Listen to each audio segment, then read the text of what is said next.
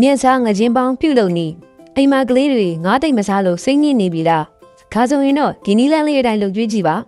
စီချိုတရားမလို့စီချက်စရာမလို့ပဲနူးညံ့ပြီးအနံ့အတက်ခင်းနဲ့ငါးပေါင်းဟင်းလေးတစ်ခွက်ရမှာပါမြန်စားငချင်းကိုအနေတို့အတုံးလေးတွေတုံးမှာပြီးရင်ရေထဲမှာချက်သွန်မိတ်ဂျင်းဟင်းရှက်ရက်နဲ့စားနဲ့ငထွေပြီးငါးတုံးလေးတွေကို10မိနစ်လောက်စိန်ထားပေးပါပကံလုံးထဲမှာချက်သွန်ပြူနှုတ်ဆင်းဂျင်းပင်ကပိအရှူသူ့ကိုထည့်ပါစီပူပူလေးလောင်းထည့်ပြီးမွှေးလာအောင်လုပ်ပါပြီးရင်ချက်သွန်မိတ်စားချက်သားမုံပင်ကပိအကြည့်နဲ့ခရုစီရဲ့နဲ့ငယ်ထည့်ပြီးတမအောင်မွေပေးပါ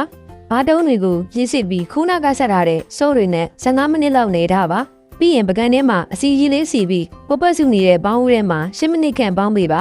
ချက်ပြီးဆိုရင်တော့အပေါ်ကနေစီပူလေးထက်လောင်းလိုက်ရုံပါပဲအရသာရှိတဲ့ငါးပေါင်းလေးကိုရပါပြီခင်ဗျာမယုတ်သီးစီချက်သားပေါင်းချက်သားကိုရိုးရိုးကြီးစားရတာနင်းငွေ့နေပြီလားဒါဆိုရင်တော့စီမများပဲအရသာရမ်းရှိတဲ့ဒီလိုချက်ပေါင်းလေးကိုစမ်းကြည့်ပါဟိုရဲကိုကြီးတဲ့ပြီးချက်တစ်ကောင်လုံးထည့်ပါပြီးရင်ချက်တော်မိတ်ဂျင်းနဲ့ဟင်းချက်ရက်ထည့်ပြီးကျုပ်ပေးပါ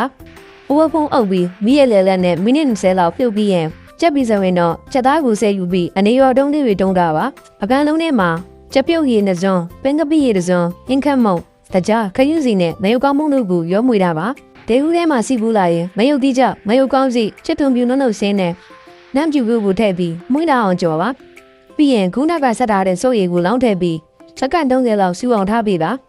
တွန်းခါတဲ့ချက်သားတုံးတွေပေါ်ကိုစီကျဲစော်တွေအနှံ့လောင်းချလိုက်ပါအပေါ်ကနေချက်သွန်မိတ်လေးဖြူလိုက်ရင်တော့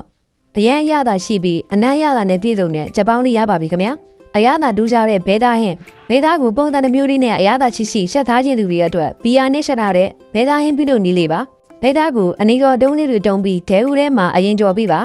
ဘဲသားလေးကိုမယုတ်သီးစိမ့်ချင်းချက်တုံပြူတို့ကိုခံမများထည့်ပါအယောင်အတွက်ပင်ကပိရဲ့အနောက်အနှဲငယ်ထည့်ပြီးမွှေးလာအောင်ကြော်ပြီးပါအဓိကအရှက်အနေနဲ့ဘီယာတပူးကိုလောင်းထည့်လိုက်ပါဘီယာကအသားကိုပုံပုံနူးညံ့စေပြီးဤနှံ့ကိုလည်းပျောက်စေပါတယ်အိုးဖုံးအုပ်ပြီးဘီနဲ့မိနစ်20ခန့်တည်ထားပေးပါဘဲသားနူးပြီဆိုရင်ငရုတ်ကောင်းမှုပင်ကပိရဲ့အကြည်တို့နဲ့အရသာဖြစ်ဆက်ပါငရုတ်သီးစိမ့်ငရုတ်သီးနီတို့ကိုထည့်ပြီးမီးပြင်းပြင်းနဲ့အရေခမ်းအောင်ခဏထပ်မှုကြော်ပေးပါဟင်းရည်ပြပြလေးခစ်သွားပြီဆိုရင်တော့အရသာရောအနက်ပါပြည့်စုံတဲ့ဘဲသားဟင်းလေးရပါပြီခင်ဗျာပြည်ချင်းကရှင်ဆက်ကြော်ပြည်ချင်းကလက်ပြန်ကူဒီလိုပုံစံလေးကြော်စားကြည့်ဘူးလားဘွားလိုက်ရင်ချွတ်ချွတ်အီးလေးနဲ့အရသာကလည်းရှယ်ပဲနော်ပြည်ချင်းကလက်တံတွေကိုတက်ကျင်ပြီးအနေတော်အတုံးလေးတွေတုံးတာပါရှီပုတ်ပတ်စုရဲမှာဂျင်းစစ်တော်မိတ်နဲ့ဟင်းရှဲအရက်ထည့်ပြီးပြည်ချင်းကလက်တံတွေကိုစက္ကန့်နဲ့ငယ်ခဏပြုတ်ပေးပါပြီးရင်ပြန်ချိန်ပြီးရေးစစ်ထားပါဒေဦးတဲ့စီပူလာရင်ပြည်ချင်းကားတွေကိုရင်ထည့်ပြီးခြေတခမ်းပြီးမွှေးလာအောင်ခဏကြော်ပေးပါပြီးရင်ဂျင်းချက်သွန်ပြူနှုတ်ဆင်းနဲ့အယုတ်သီးစိမ့်အနီတွေကိုထည့်ပြီးအနံ့မွှေးလာအောင်ထပ်မှုကြော်ပေးပါ